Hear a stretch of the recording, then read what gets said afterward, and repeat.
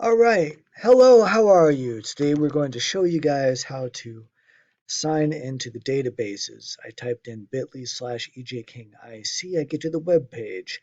This time I'm going to click on this first icon. You see it says ebooks, audiobooks, research databases, and that's what I'm going to do.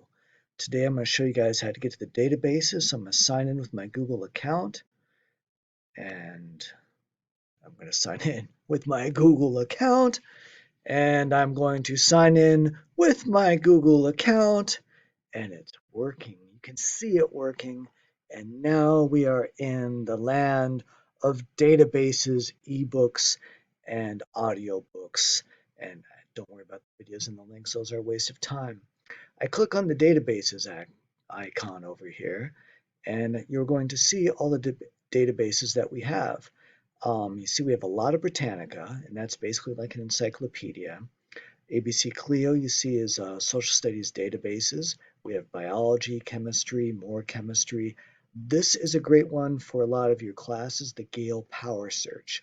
I'll be showing you a separate video on that. Financial literacy, if you care about money, we have the dictionary, which, come on, it's kind of a waste of time.